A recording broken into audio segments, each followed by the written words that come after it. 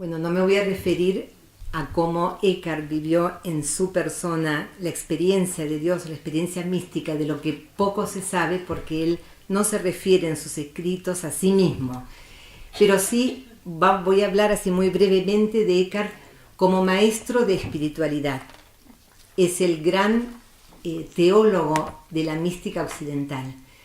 Desde la edición crítica de sus obras a mitad del siglo, de la primera edición crítica a mitad del siglo XIX, se ha ido abordando la figura de Eckhart desde muchas perspectivas, no solo desde la mística católica o desde la espiritualidad, sino también desde los estudios medievales, el esoterismo, la relación con las religiones orientales, y se han traducido sus obras a muchas lenguas modernas. Lástima que al castellano no en su totalidad.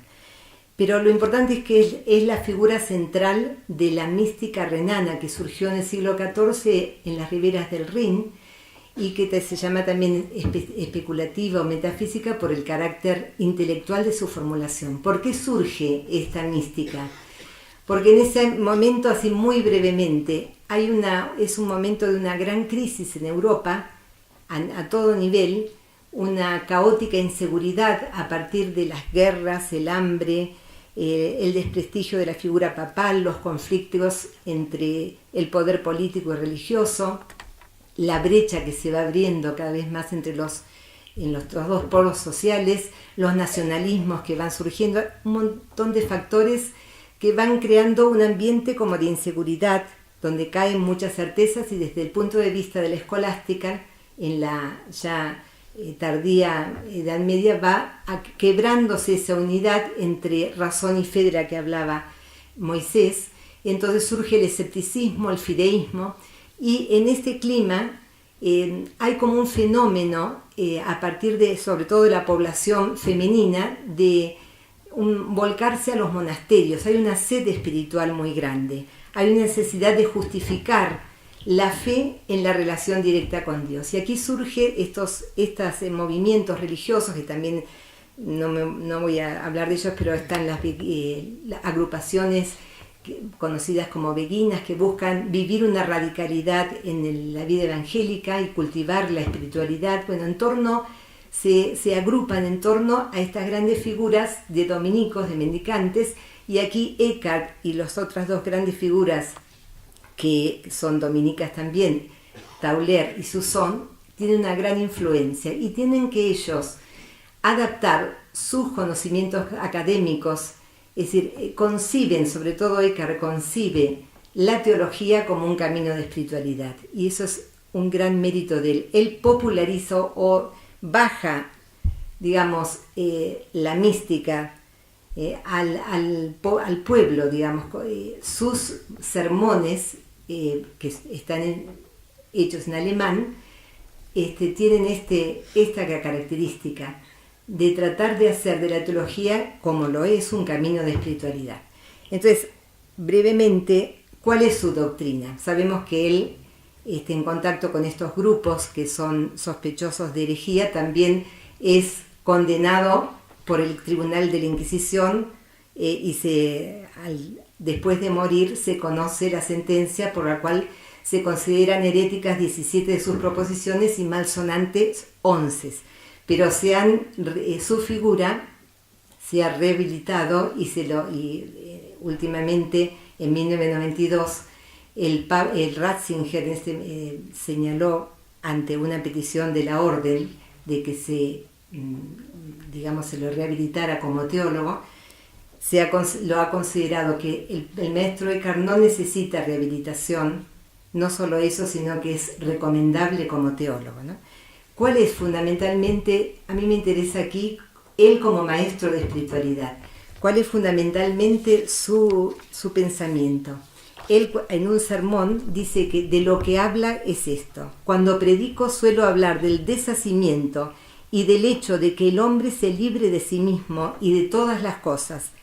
En segundo término, que uno debe ser informado otra vez en el bien simple que es Dios.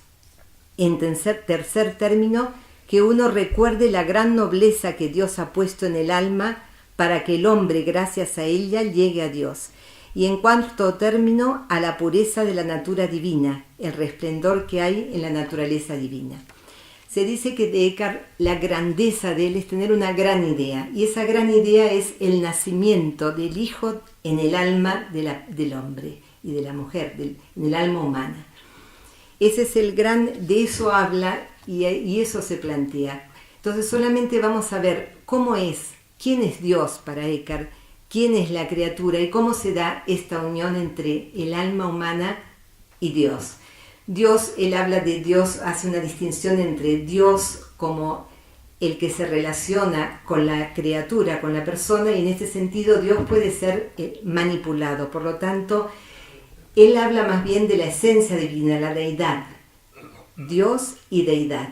Dios en relación con la criatura es peligroso, puede ser un obstáculo, dice él, para conocer al auténtico, al Dios. Dios me libere de Dios. En este sentido se habla de Dios más allá de Dios. La deidad, ¿cómo la define él? Es indefinible, pero él habla de la deidad de muchas maneras. Habla de el ser en plenitud, que contiene, como decía recién Moisés, a todas las cosas. Todas las cosas están en el pensamiento divino como esencias. Y al mismo tiempo, él está íntimo, es inseparable de todas las cosas. Entonces hay una inmanencia, una trascendencia en la inmanencia. Pero la manera más correcta de hablar de Dios es hablar como el uno.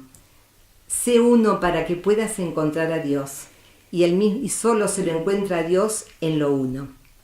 Y si fueras verdaderamente uno, seguirías siendo uno en lo diferente, y lo diferente se tornaría uno para ti.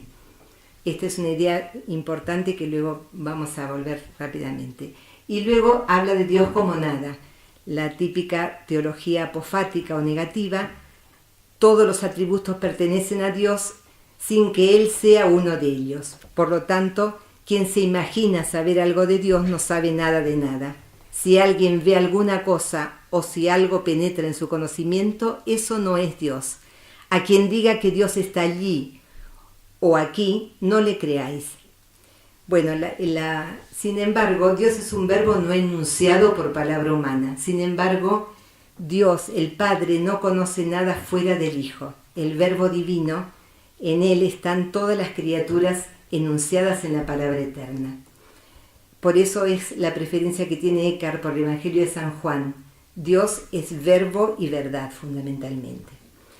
La persona humana, el alma humana, es nada, como toda criatura, porque todo su ser lo recibe de Dios. Como esencia está en el verbo eternamente, y recibe de él el ser en el tiempo, y debe regresar a la unión plena con Dios. Quiere decir que la persona humana está totalmente referenciada a Dios, y participa de un modo particular del ser de Dios.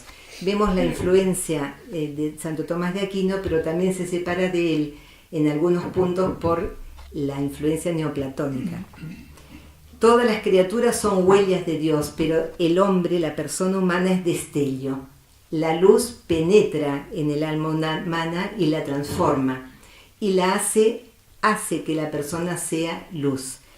Entonces,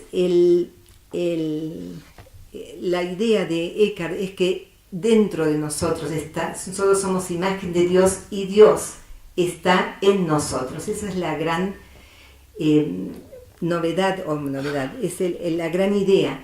Nosotros somos portadores de Dios, somos imagen, pero a su vez la imagen está dentro de nosotros. Y él habla con imágenes muy expresivas sobre cómo nosotros podemos oscurecer esa presencia divina en nosotros y cómo toda la tarea del crecimiento espiritual es la divinización, desocultando la presencia divina de Dios en nosotros. Así como dice Eckhart, Dios pone en nosotros la simiente divina. La simiente de Dios tiene que llegar a ser Dios. Si encuentra un labrador sabio, un labrador trabajador, esa simiente va a llegar a ser Dios, como el nogal llega a ser nogal. Entonces, ¿cómo se da esta unión? él habla del nacimiento del del Hijo en el alma. El Padre engendra a su Hijo de forma tan verdadera como en sí mismo, pues verdaderamente Él vive en esta potencia. ¿A qué potencia se refiere Eckhart? Nosotros tenemos en nuestra alma una potencia divina. Además de las potencias naturales, tenemos un espacio que es en sí mismo divino. En este sentido, no es que nosotros seamos Dios, sino que es el lugar o el ámbito de la máxima participación del hombre con la divinidad. Y en esa potencia que él llama chispa, centella, o les da distintos nombres, a veces intelecto, en esa potencia nace continuamente el Hijo en nosotros. ¿Y qué tiene que hacer la persona humana? Simplemente dejarse hacer por Dios, no obstaculizar la obra de Dios, es decir, no volverse hacia las criaturas, sino hacer que, digamos, que a través de la virtud del deshacimiento fundamentalmente, dejar que Dios sea Dios en nosotros. Es un proceso de divinización que no es simplemente por esfuerzo humano, sino por gracia. Y la mística de Eckhart es una mística no para un mundo separado o para simplemente para un monasterio o para recluirse fuera del mundo. En el mundo, en la vida, es donde se da este proceso de divinización a través de dejar que Dios, que está presente y vivo en nuestro interior, pueda ir tomando espacio en nosotros. Dice Eckhart que solamente lo que se precisa, lo que Dios precisa para que este nacimiento pueda darse en el hombre es que encontrar el alma vacía. Y esto es la tarea de la persona, el deshacimiento. El deshacimiento como aquella virtud por la cual la persona es inmóvil frente a lo que le pasa. No se deja afectar en el sentido de que nada lo separe de la voluntad divina. Es hacer una, la voluntad humana, la voluntad personal con la voluntad de Dios. Y bueno, muchas cosas, no sé si tengo más tiempo, hay muchas cosas. Bueno, entonces, terminando, él dice que este camino de divinización de la persona en el fondo es un camino de cristificación. Ser hijos en el Hijo. Dios se ha hecho hombre para que el hombre se haga Dios. Es un poco desarrolla esta teología de los padres griegos. Y esto se da en la vida cotidiana, donde se da la unidad de contemplación y acción, donde Marta, a partir del Evangelio de Marta y María, Eckhart tiene una interpretación distinta a la clásica. Es Marta la que realmente es madura. ¿Por qué? Porque ella realiza la unidad de contemplación y acción en la vida cotidiana. Y dice que esto no es difícil y esto es alcanzable. Lo único que hace falta es tener la decisión de dejar actuar a Dios, la gracia de Dios en nuestro corazón y el desapego de aquello, de todas las criaturas que no nos permiten ser o realizar la vocación divina. Y termino diciendo, dice Eckhart, refiriéndose o comentando el Evangelio de Jesús con la samaritana: nadie es tan limitado, tan torpe o tan incapaz que no pueda, por la gracia de Dios, unir pura y totalmente su voluntad a la voluntad de Dios. En su deseo no tiene más que repetir las palabras de esta mujer: Señor, muéstrame tu más querida voluntad y dame la fuerza de cumplirla. Y Dios lo hace, tan cierto como Él vive, y Él nos da con tanta plenitud como a esta mujer. Por ello os digo, no tengáis miedo, esta alegría no está lejos de vosotros, si la buscáis según la sabiduría.